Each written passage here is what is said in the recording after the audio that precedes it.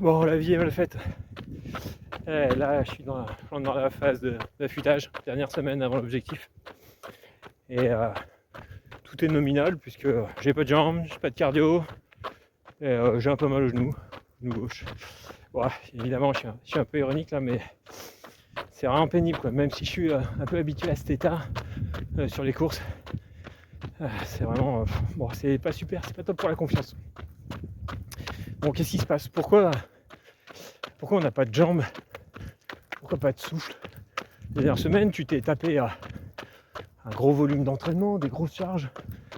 Pour personnellement, des semaines 90, 100, 110, avec 3 à 4 000, 5 000 mètres de dénivelé, en courant tous les jours. Par exemple, le mercredi soir, une séance de fractionné avec beaucoup d'intensité, sortie le lendemain, avec 500, 600 mètres de dénivelé positif. Bon voilà, on peut pas dire que ça a pété le feu, mais voilà, ça tenait bien quand même quoi. Alors pourquoi là, dans une semaine d'affûtage, où ça fait 2-3 jours que j'ai pas fait grand chose ou rien fait, pourquoi j'ai pas de jambes, pas de cardio? Alors il y a quand même des explications à ça. Déjà, le phénomène un peu de décompensation. Ce qui se passe, c'est que je pense que quand on est en grosse semaine, qu'on sort tous les jours, finalement le corps il maintient une activité, il maintient du cardio, du musculaire, qu'on le fait tous les jours. Donc la machine est sans cesse relancée.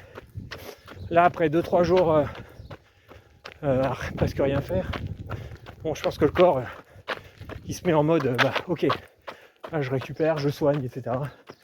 Et du coup, la machine est plus compliquée à relancer. Ensuite, les douleurs. Alors, il y a plusieurs types de douleurs.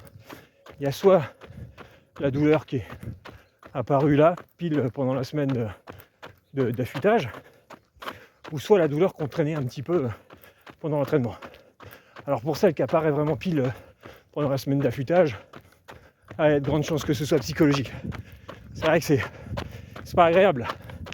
Là, t'as fait tes grosses semaines, t'as eu mal nulle part, tu dis peut plus rien m'arriver, maintenant affûtage, je vais presque plus courir.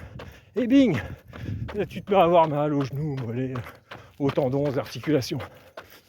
Alors là, les explications, il y en a deux. L'aspect psychologique toujours. Voilà, c'est le système nerveux qui déraille un petit peu avec le stress de la course qui arrive. Et puis l'aspect aussi, un petit peu décompensation comme je disais tout à l'heure. Le niveau d'endorphine baisse, tu cours moins. Et finalement, ce que tu ressens, c'est peut-être l'état naturel que tu ressentirais si tu t'entraînais moins, quoi. Bon, donc faut arriver au-delà. Après, l'autre possibilité, c'est que ce soit une douleur qu'on ait traîné un petit peu pendant tout l'entraînement, les grosses charges. Et puis sous le fait de l'endorphine aussi un petit peu. On s'est dit que ça allait passer, ça tenait. Et puis là, soit ça se réveille un peu plus, un peu moins d'endorphine, ou soit parce que on est plus focus du fait du stress de la course qui approche, quoi. On se dit que le moindre pépin va être problématique, et là on est focus sur la moindre sensation un peu pourrie, quoi. Bon voilà, donc là faut résister à la tentation de vouloir refaire une sortie pour vérifier si ça passe, si ça tient. Ça sert à rien de toute façon. Soit c'est psychologique et du coup ça n'apportera rien,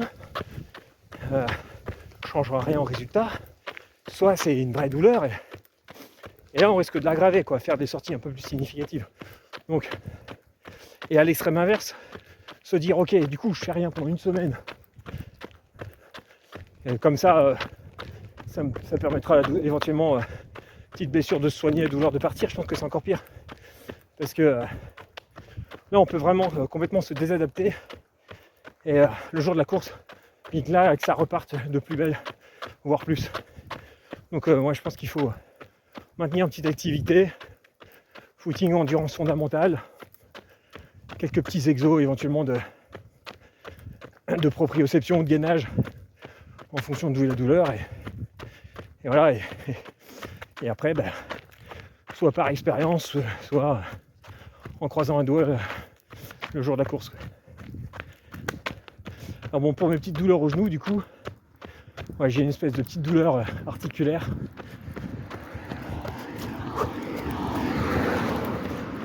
Une petite douleur articulaire, celle-ci elle m'inquiète pas trop. Je pense que si je fais gaffe à mes appuis, je fais attention à pas trop plier la jambe en montée, là, me faire des trop grandes marches. Voilà, ça devrait pas trop poser de problème. Par contre, une petite gêne sur le côté du genou. Et ça me fait plus chier. Faudrait pas que ce soit un fascia lata qui traîne là. Parce que ça, pour le coup, si ça se réveille pendant la course, compliqué. 2022, 2023, 2 dernières semaines de prépa de course, échappée belle et 2022 et TDS 2023, 2 abandons. Douleur TFL au bout du 50e. Je savais que c'était ça parce que en passant la main sur le genou, je sentais les crépitements typiques d'une ténosynovite ou un truc comme ça. Et là, ça fait que s'aggraver. Si c'est pour finir la course en boitant et tout en plafonné et prendre zéro plaisir, c'est pas la peine. Bon, voilà, donc là le programme, c'est de continuer à faire des sorties avec un petit peu de dénivelé, pas perdre d'adaptation. Et puis voilà, on croise les doigts pour la semaine prochaine.